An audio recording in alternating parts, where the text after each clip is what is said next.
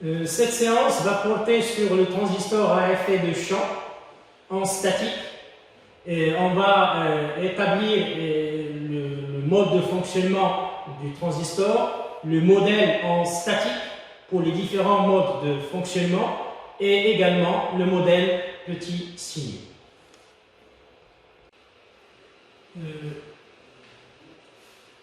Contrairement au transistor bipolaire, dont le fonctionnement repose sur deux types de porteurs, les trous et les électrons, les transistors à effet de champ à jonction fonctionnent avec un seul type de charge, et les majoritaires qui sont ici, soit l'électron ou bien les trous. Le transistor à effet de champ, il y en a deux types ici, il y a le type canal N et le type canal P.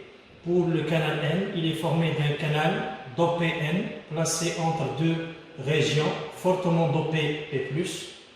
On distingue trois types d'électrodes. La source par laquelle les majoritaires vont entrer dans le dispositif, le drain par lequel sortent les charges, c'est l'électrode chargée de drainer les électrons, et la grille, il permet de contrôler le débit des majoritaires à travers le canal.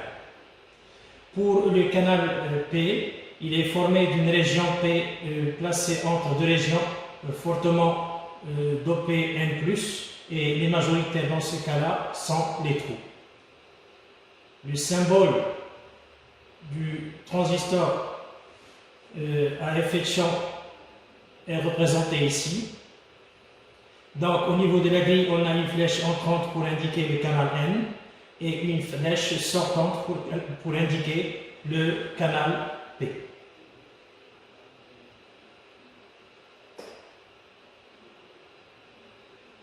Pour le mode de fonctionnement et le principe, on suppose ici, en l'absence de la polarisation, vous avez VGS, la tension entre la grille et la source est nulle, et la tension entre le drain et la source nulle. Donc il y a apparition de deux zones de charge d'espace ici. Donc ces zones de charge d'espace s'étalent dans le canal du fait que la région P est fortement dopée, et le canal se comporte comme une résistance. Pour la polarisation inverse entre grille et canal, on a une tension VGS appliquée avec VGS inférieur à 0 et supérieur à VP. Donc cette tension en inverse, quand il augmente, il va augmenter l'élargissement de la zone de charge d'espace, puisque la polarisation, les jonctions PN sont polarisées en inverse, et cet étalement va se faire dans le canal. Donc le canal va avoir une certaine largeur effective plus étroite et la résistance du canal va augmenter. Quand la tension grille source est inférieure à une tension VP dite tension de pincement, le canal se ferme et il n'y a plus de courant qui passe entre le drain et la source. VP est appelé tension de pincement. Pour le mode de fonctionnement normal du transistor à effet de champ, la tension drain-source est normalement positive. Le courant drain va circuler entre le drain et la source. Et du fait que la résistance du canal dépend de la tension VGS compris entre VP et 0, cette tension va contrôler également le courant ou l'intensité du courant drain ID.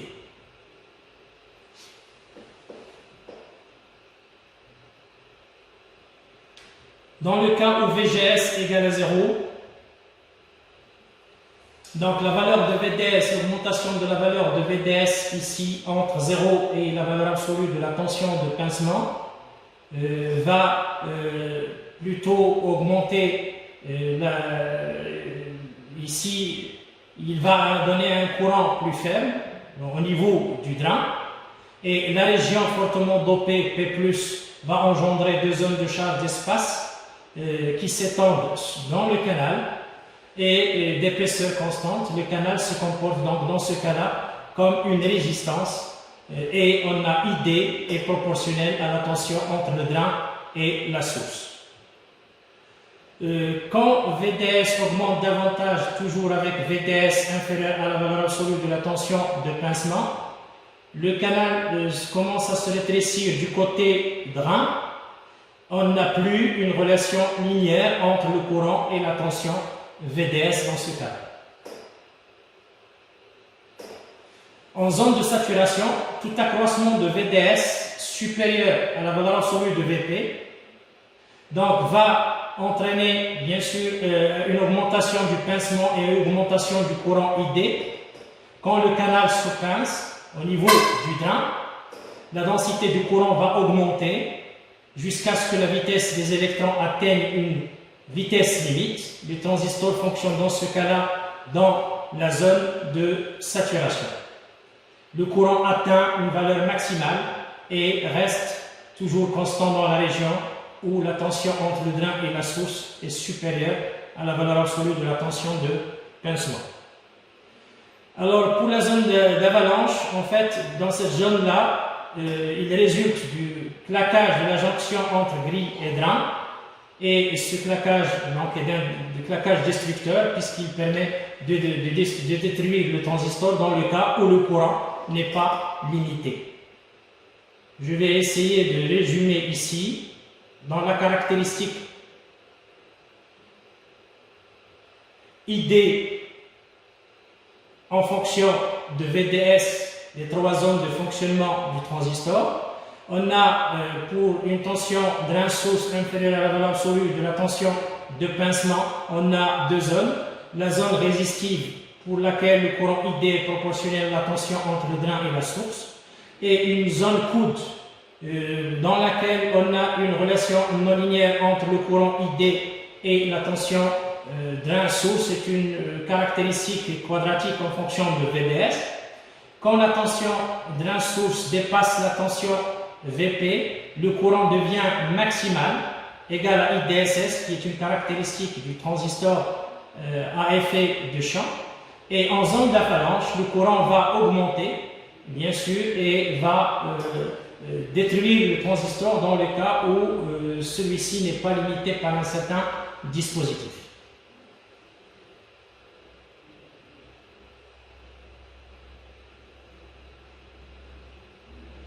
À VGS différent de 0, quand VGS augmente en valeur absolue avec VGS négatif, le courant ID max va diminuer, donc il passe des valeurs IDSS en diminuant avec VGS augmentant en valeur absolue. Notons que la région ohmique est caractérisée ici par une tension entre drain-source inférieure à la tension grille-source moins la tension de pincement. La région de saturation est caractérisée par VDS supérieur à VGS moins la tension de pincement. Et la zone de blocage, caractérisée par un courant drain nul, est caractérisée par l'inégalité VGS inférieure à la tension de pincement. Ici, on donne les expressions mathématiques du courant drain donc pour le JFET canal N. Dans la région de blocage, on a un courant ID nul, toujours pour VGS inférieur à VP. Dans la région ohmique, vous avez VDS inférieur à VGS moins VP, et pour avoir un courant non nul, il faut avoir l'inégalité suivante, à savoir VGS entre 0 et VP. La tension de pincement pour le canal N est négative ici. Notez que le courant drain, c'est une équation quadratique en fonction de la tension drain-source. Et si cette tension drain-source est assez faible, donc le courant ID est proportionnel à la tension drain-source. Et ça se traduit tout simplement par un comportement du transistor comme une résistance variable dépendant de la tension VGS. Dans la région de saturation, on a la tension drain-source est supérieure à la tension grille-source moins la tension de pincement. Et la condition qui est ici représente bien sûr une condition pour que le courant drain soit non nul. Dans cette région de saturation, on a ID égale à VGS moins VP au carré fois une constante K. Cette constante, pour la déterminer, on utilise VGS égale à 0 et ça se traduit par un IDSS au niveau de ID qui est maximal et on peut obtenir l'expression de K sous la forme IDSS sur VP au carré. Donc, en reportant l'expression de K dans l'expression de ID, on obtient la forme générale en région de saturation du courant ID en fonction de IDSS et la tension de pincement pour un transistor, que ce soit le canal N ou bien le canal P. Notez que pour le canal N, VGS et VP sont toutes les deux négatives, alors que pour le canal P, vous avez VGS positif et la tension de pincement est exactement positive. Ici, on donne la caractéristique ID en fonction de VGS pour les deux types de transistors, canal N et le canal P. Notons que pour le canal N, le courant drain circule du drain vers la source, la tension VGS étant négative et bien sûr le courant ID positif. Pour le canal P, c'est l'inverse, on a le courant ID qui va passer de la source vers le drain et la tension VGS est comprise entre 0 et VP avec une tension de pincement positive. L'expression que vous avez ici, c'est une expression aussi valable pour les deux, pour le canal N que pour le canal P. En fait, le courant drain n'est pas constant dans la région de saturation. Donc, quand on a VGS qui est constant, l'augmentation de la tension drain-source va diminuer la largeur effective du canal d'une certaine quantité delta L, ce qui va entraîner une augmentation du courant ID drain. C'est ce qu'on appelle la modulation de la largeur du canal. Cette modulation se traduit par une rectification en fait de l'expression du courant en utilisant un terme correctif multiplicatif. Ce terme correctif dans le courant en zone de saturation et en même temps dans zone ohmique, c'est un courant qui est multiplié par 1 plus lambda fois VDS. Notez que si je prends VDS égale à moins 1 sur lambda, le courant ID est quasiment nul.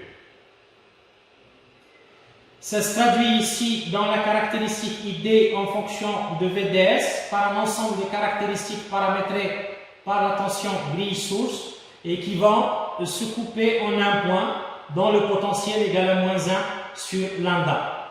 Donc, vous notez que les caractéristiques à VGS constantes admettent une certaine pente égale à 1 sur RD et cette pente est donnée par 1 sur lambda ID avec le courant ID ici, c'est le courant drain quand on néglige l'effet de la modulation de la largeur du canal.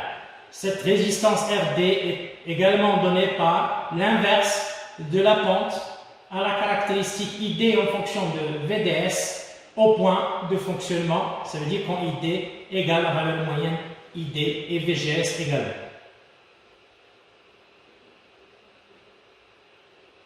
Le modèle du transistor en saturation est donné pour le canal N et pour le canal P ici. Donc, entre la grille et la source, vous avez un circuit ouvert, IG égale à 0. Donc, et en sortie, vous avez un courant drain qui circule du drain vers la source et une source commandée par la tension VGS en parallèle avec la résistance RD.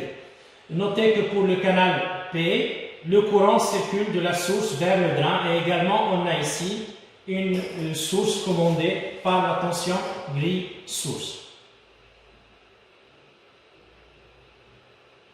Dans cette partie, je vais passer en revue quelques circuits de polarisation. Donc, je commence ici par la polarisation par pont diviseur de tension. Le pont elle est formé par la résistance RG1, RG2 que vous avez ici et la tension VDD. Le circuit comporte une seule source d'alimentation. Vous avez également ici la polarisation par la source. Donc, le circuit comporte deux sources, VDD et moins VSS. Cette tension VSS va commander le courant qui va passer entre le drain et la source. et la tension VDS, ça veut dire la tension entre l'un et la source, va être commandée par les deux tensions VDD et en même temps VDS.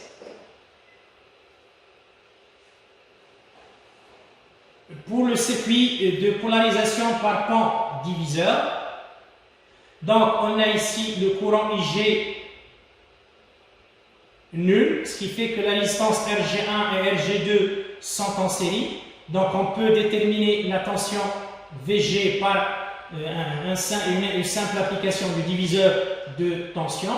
Donc VG, il est donné par RG1 sur RG1 plus RG2 fois VDD. De même, on peut établir l'expression de la tension grille-source en fonction du courant ID en utilisant la maille suivante. Donc, en utilisant cette maille, on peut établir l'expression suivante, VG égale à VGS égale à VG moins RS ID. Notons aussi que la résistance RS introduit ici une contre-réaction et ça sert à la stabilité en température. Toute augmentation de ID, par exemple, par effet de la température, va engendrer une augmentation de la tension source VS, puisque VS s'écrit comme RS multiplié par ID. Donc, puisqu'ID augmente, vous avez le VS qui va augmenter. La tension de grille, elle est fixe. Donc, VGS, qui s'écrit comme VG moins VS, va diminuer. Et en mode de saturation, on a ID qui s'écrit comme K, VGS moins VP au carré. Donc le courant ID va diminuer puisque VGS va diminuer.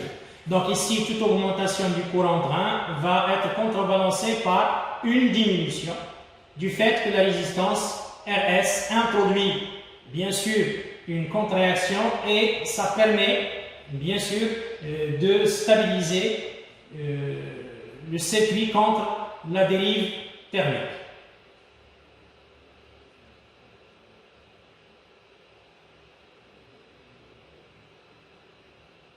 Pour donner la procédure de détermination du point de fonctionnement dans le cas où vous avez un circuit de polarisation à base du transistor à effet de choc, donc je vais donner ici un exemple d'application utilisant un circuit de polarisation par pan diviseur de tension dans lequel j'ai choisi d'introduire un transistor à effet de choc, un canal P, et qui est caractérisé par une tension de pincement de 2 volts et un courant IDSS de 2 milliampères. La procédure est la suivante, le diviseur de tension qu'on a ici, on le transforme via le théorème de Thevenin pour aboutir au circuit équivalent à l'aide de E Thevenin et R Thevenin. Cette tension E Thevenin est donnée par le rapport R2 sur R1 plus R2 multiplié par VDD. Si on utilise les applications numériques données ici, on obtient pour E Thevenin ici 17,2 volts. La résistance RT, c'est la résistance R1 en parallèle avec R2, donc on a 70 kg en parallèle avec 430, ça nous permet d'avoir une résistance de 60,2 kg. Maintenant, on établit, moyennant la loi des mailles bien choisie et qui fait introduire bien sûr le VGS en fonction du courant ID. Donc, la maille utilisée, c'est celle-ci. Donc, c'est cette maille. Et c'est le chemin utilisé pour la maille. Donc, en écrivant l'équation le long de cette maille, on obtient moins E Thevenin plus VGS moins RSID plus VDD égale à 0. C'est une relation entre la tension grille source et le courant drain. Maintenant, on suppose qu'on a un mode de saturation. Donc, quand on a un mode de saturation, le courant ID s'exprime sous la forme de VGS moins VP au carré fois K, avec K, c'est IDSS sur VP au carré. l'insertion de ce courant-là dans l'équation de May nous permet d'aboutir ici à une équation du second ordre en fonction de VGS. Donc, en faisant l'application numérique ici, on obtient VGS au carré moins 4,167 VGS plus 3,53 égale à 0. Donc, cette équation a deux solutions. Une solution 2,98 volts et 1,183 volts. Alors, la solution qui est valable, c'est la solution qui vérifie VGS entre 0 et la tension de pincement de 2 volts. Donc, la solution valable est donc VGS égale 1,18 alors que la solution 2,98 est à rejeter puisqu'il ne vérifie pas cette condition. Donc, une fois VGS déterminé, le report de cette valeur numérique dans l'expression du courant ID nous permet d'obtenir un courant de 1 mA. Maintenant, la dernière étape consiste à calculer la tension drain source. Donc ici, la tension VST, c'est la tension VDD moins RS plus RDID en utilisant la maille ici, de sortie ici. Donc cette maille. Alors à partir de là, on obtient, en reportant la valeur numérique de IT, la valeur de 12 volts. Alors notez que pour avoir un mode de saturation, il faut que la tension VSD soit supérieure à VSG plus VP, puisque cette valeur est égale à 0,8. Donc, et on a VSD égale à 12 volts. On a exactement un mode de saturation. Notez que dans le cas où on n'a pas de saturation, il faut utiliser non pas l'équation ID sous cette forme, mais l'équation adéquate dans la région ohmique. Pour établir le schéma équivalent, petit signaux, on va considérer l'amplificateur suivant, dans lequel j'ai omis d'introduire les résistances pour des raisons de simplicité, surtout les résistances de polarisation. Le circuit amplificateur est attaqué par deux sources, une source continue et une source variable. La source continue sert à fixer le point de fonctionnement alors que la source variable est destinée à l'amplification, ce qui permet d'avoir ici le courant ID comme une grandeur variable plus une grandeur continue. En reportant l'expression de VGS ici dans l'expression de ID en mode de saturation et en développant la partie carrée que vous avez ici, on peut écrire ID sous forme d'une quantité continue, c'est le courant moyen ou le courant de saturation, plus une quantité qui dépend de VGS variable. Cette quantité-là comporte deux parties, une partie linéaire en fonction de VGS et une partie qui dépend de VGS au carré. Ce terme est indésirable du fait qu'il va introduire une distorsion de signal. En conséquence, pour ne pas avoir de distorsion, on suppose que KVGS carré est inférieur à la partie linéaire que vous avez ici, de telle façon à avoir la tension VGS très inférieure par rapport à deux facteurs de VGS moins VP. Cette condition-là, c'est ce qu'on appelle la condition faible signaux. Donc, de ce fait, le courant ID, c'est une grandeur continue plus une grandeur variable, petit signaux. Cette grandeur variable, petit signaux, est en fonction de GM VGS. Donc, GM, c'est la transconductance du transistor. Cette transconductance, elle est donnée par la formule 2K facteur de VGS moins VP. Notez que cette transconductance est également la tangente de la pente de la tangente au point de fonctionnement à la caractéristique ID en fonction de VGS. Elle est donnée par l'expression mathématique suivante. Donc ici, on peut représenter le modèle faible signaux à l'aide de la résistance RD qu'on a définie comme étant 1 sur lambda fois ID. On a le modèle en pi et qui est caractérisé par un circuit ouvert entre la grille et la source, une source de courant GMVGS en série en parallèle avec la résistance RD. On peut également utiliser un modèle équivalent en T. Ce modèle, il introduit une résistance Gm-1 entre la grille et la source et une source de courant commandée par la tension VGS. La prochaine fois, on va voir plutôt les différents amplificateurs à base de transistors à effet de champ, source commune, grille commune et drain commun.